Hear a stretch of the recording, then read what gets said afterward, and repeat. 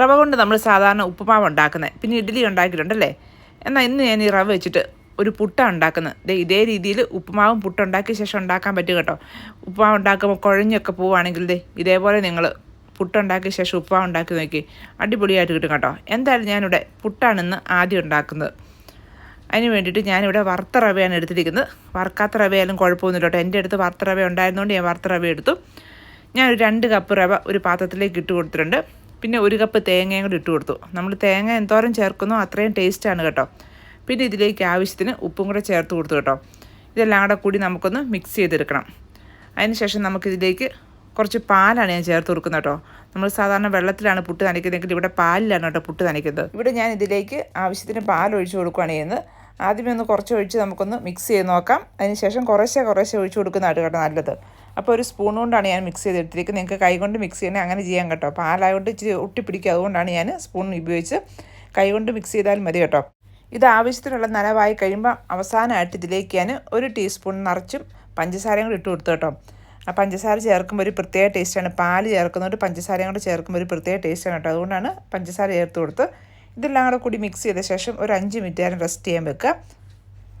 ഒരു 5 മിനിറ്റ് കഴിഞ്ഞപ്പോഴേക്കും നമ്മുടെ ഈ പുട്ടിൻ്റെ പൊടിയെല്ലാം ഒന്ന് നന്നായിട്ടൊന്ന് കുതിർന്ന് വന്നിട്ടുണ്ട്. ഇതങ്ങനെ വിട്ടിരിക്കും കേട്ടോ. ഒന്നിനോടൊന്നും ഒട്ടിപ്പിടിച്ചൊന്നും ഇരിക്കത്തില്ല. നല്ല തരിതരിയായിട്ട് തന്നെ ഇരിപ്പുണ്ട് കേട്ടോ. നമ്മൾ സാധാരണ പുട്ടൊക്കെ ഉണ്ടാക്കുന്ന പോലെ തന്നെയാണ്. അപ്പോൾ ഇനി നമുക്കിത് സ്റ്റീം ചെയ്തെടുക്കുകയാണ് ചെയ്യേണ്ടത്.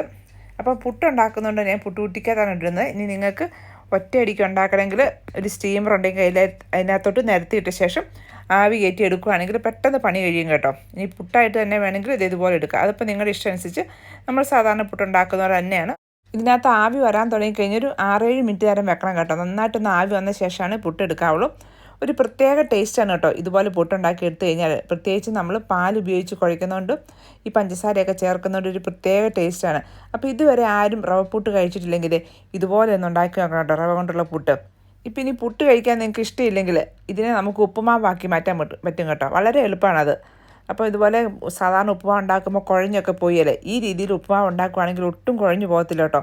നല്ല വിട്ടുവിട്ടിരിക്കും. ഒരു പ്രത്യേക ടേസ്റ്റും കൂടിയാണ്. നമ്മൾ ഇതിന് വേണ്ടിയിട്ട് കുറച്ച് ഏറെ സവോള എടുത്തിട്ടുണ്ട്. പിന്നെ കുറച്ച് പച്ചമുളകും കറിവേപ്പിലയും കൂടി ഇട്ടിട്ട് കടുക് പൊട്ടിച്ച ശേഷമാണ് കേട്ടോ ഇതെല്ലാം ഇട്ട് കൊടുത്ത് നന്നായിട്ട് നല്ല ബ്രൗൺ കളർ ആകുന്നിട്ട് വരെ വഴറ്റിയെടുക്കുക. അതിനുശേഷം ഇതുപോലെ പുട്ട് പൊടിച്ചിട്ട് ഇതിലേക്ക് ചേർത്ത് കൊടുത്തിട്ട് ഒരു 2-3 മിനിറ്റ് നേരം നന്നായിട്ടൊന്ന് ഇളക്കാം.